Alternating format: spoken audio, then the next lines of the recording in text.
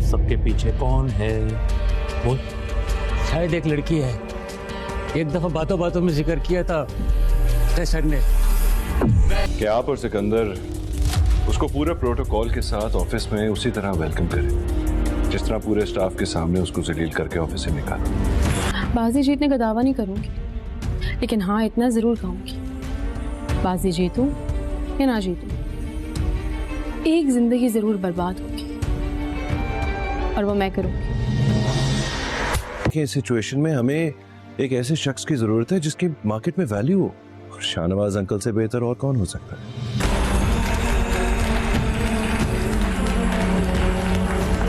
ये बाजी तुम जीत गए, अब देखते हैं अगली बाजी कौन जीतता है। डैड अलीज़े ऑफिस ज्वाइन करने के लिए राजी हो गई, लेकिन उसकी एक शर्त है।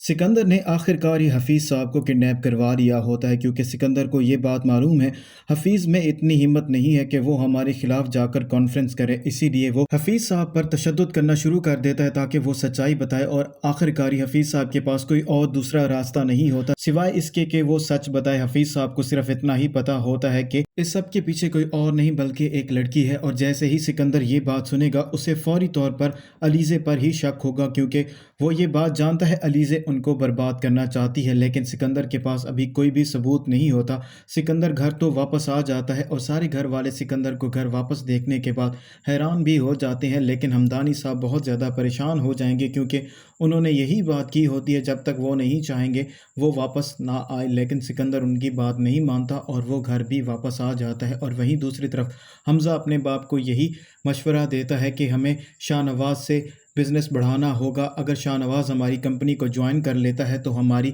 रेपुटेशन पहले की तरह हो जाएगी, लेकिन अगर वो ऐसा नहीं करते तो हमारी कंपनी डूब जाएगी। तो फरीद साहब यही बात कहते हैं कि तुम अलीज़े से कहो वो जाकर शाहनवाज साहब से बात करे।